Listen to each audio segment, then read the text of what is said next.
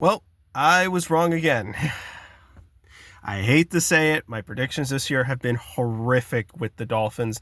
They lost to Pittsburgh in a game where if Tua had just played better, Miami could have won. I don't care what anyone says at this point.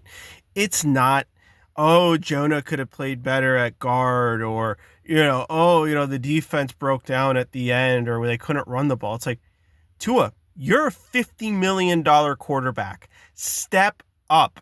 All right. At least when Jay Fiedler was on the team, he wasn't taking up this much of our salary cap. All right. Like, come on, man. You got to be better than that. Maybe the hip is doing to him what the knee did to Culpepper at this point. I don't know. But we finally got the That's So Dolphins moment, or those same old Dolphins, right? Get your hopes up just to make them crash back down. I can go back to at least 2002 and come up with multiple examples of this happening, right? I mean, it's just so common with this team, right? And for those of you who are wondering about 02, let me take a sip of my tea here. The Dolphins beat the Broncos in an epic game that year. Then they lost 3 straight after averaging 30 points a game through their first 6, right? And then that 3-game stretch, they scored a total of 30 points, right? Like, the football gods just hate this team. And then, in 06, they beat the Patriots and the Bears, right? The Bears got to a Super Bowl that year. What happened after they beat New England that year? They lost the rest of their games every year with this team, man. I'm just so fed up with it at this point. And now it's like, oh, they beat Buffalo. They beat some scrubby teams. And what happens? They lose when they really need to win. I don't fully blame McDaniel for this, because how are you going to function when your quarterback play is so inconsistent, right? I mean, this kind of reminds me of like 03, right? They put up 40 points in Dallas, but then when they go to New England in a cold weather game on primetime, they get shut out. It's the same story every year with this team. All right, every year. And these people making excuses for Tua, just stop. Just stop, okay? Oh, Tua can't do it in cold weather. He needs a running game. The offensive line is no good. It's always an excuse from you people. It's never that Tua's maybe just not good enough to be the starting quarterback for this team, and that they made a mistake by getting him instead of Justin Herbert, in the same way they made a mistake by going for Dante Culpepper over Drew Brees, or not drafting Drew Brees in the 2001 draft, or not getting Matt Hasselbeck, or not drafting Matt Ryan. It's the same stinking mistakes from this team over and over and over again. Now, I get it. It's not just a quarterback, and maybe Tua still has it in him. I doubt it because of the hip, but man, I'm frustrated with this team right now. And if you just look historically at what has happened with this franchise since about 2002, 2004, I don't care where you want to mark it, right? Where the decision-making just became horrific, okay? Horrific. It started with Wanstead, and it continues today, with what was Chris Greer, okay? And I understand that the Dolphins have always given their head coaches a lot of power over personnel, which ironically they probably should have given Saban a little bit more power. That's a whole different discussion. But man, every freaking year with this team. I mean, this is an organization that's effectively had 3 great coaches, and only one of them was actually great with, the Dolphins, right?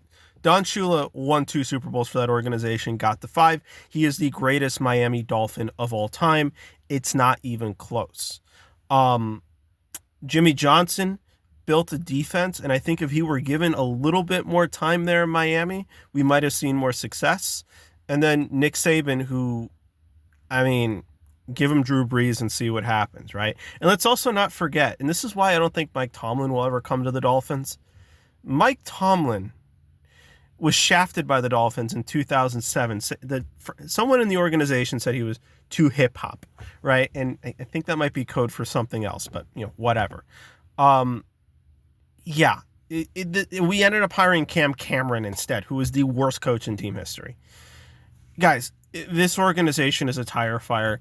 They've had their opportunities, and they fail every single time, all right? It's like, oh, you have a chance to get Drew Brees or Matt Hasselbeck? No, Jay Fiedler's good enough, right? Oh, you have a chance to get Matt Ryan, or heck, in 2005 you could have drafted Aaron Rodgers. Oh, no, no, no, no, no, no. We'll go with Ronnie Brown and a left tackle instead, right? Now, granted, Jake Long and Ronnie Brown were decent pieces, but you need the quarterback in this league to win, right? Oh, you have a chance to draft Justin Herbert. No, let's go with the guy who the doctors said maybe has 5 years left in him. I just can't anymore, right? I just can't. And, you know, for as much as McDaniel to me has been a problem at times, I think it all falls on the feet of Tua at the end of the day. And I am sick and tired, again, of these people coming up with every single excuse to tell me that Tua is not the problem. Look, they have a stat where it's something along the lines of throws that should end up in turnovers or interceptions. And Tua leads the league in that right now, okay? Alongside leading the league in interceptions. This is a problem, okay? Like, you're not going to win that many games with a quarterback who turns the ball over consistently. And that duck of a pass against Pittsburgh, like, what the heck was that, man? Like, oh, Tua just can't do it against zone defense, and, not having Tyreek is exposing that, or whatever the excuse is. Like, okay, if he's the worst in the league against something, maybe he's not a good quarterback to begin with. If he needs an elite receiver and an elite running game to be successful, maybe he's not a good quarterback. Maybe you right now, as an organization, have the equivalent of Jay Fiedler making $50 million a year with a $90 million cap hit going into the next season. What is wrong with you? Oh, Tua can't move. He needs a line. It's like, that's part of playing the position. You at least have to be able to move in the pocket. Look, you don't have to be a great scrambler, but at least learn how to move up and have some pocket presence. Good Lord, like, I am so done with this organization right now. Like, this organization is such a joke. I mean, you haven't won a playoff game in over 20 years in a league that promotes parity. Think about that. Think about that. The only thing that kept you relevant in the first part of the 2010s were guys that were brought in the 90s. Okay? And the only thing that kept you relevant after that was that you had some good pieces here and there, but you can never build a complete team. This is so bad. And look, this isn't going to be a short because I'm just ranting here. Listen, I know my history with this team, right? What have all the good Dolphin teams had? They've had a good front, especially on the offensive side. When the Dolphins went, every Super Bowl team the Dolphins have had has had a Hall of Famer, at least one Hall of Famer in the offensive line. All right. When the team went in the 70s, they had Jim Langer and they had Larry Little. And quite frankly, Bob Kuechenberg should be in the Hall of Fame too. When they got there in 82 and then in 84, they still had Bob Kuechenberg, who again should be in the Hall of Fame. They also had a guy named Dwight Stevenson, who's arguably the best center to ever play football. Okay? So Miami, if you want to get back to being relevant as an organization, cut your ties with Tua Tagovailoa, cut your ties with Tyreek Hill, stop all this foo-foo stuff that you're doing on offense, and build an offensive line. I don't care how you do it, but you win by winning up front. All the great defenses you guys have had this century have had at least a good pass rusher on them, right? For the most part, right? You had Jason Taylor, you had Adewale Ogunleye, you had Trace Armstrong in 2000, you had Cameron Wake for a while.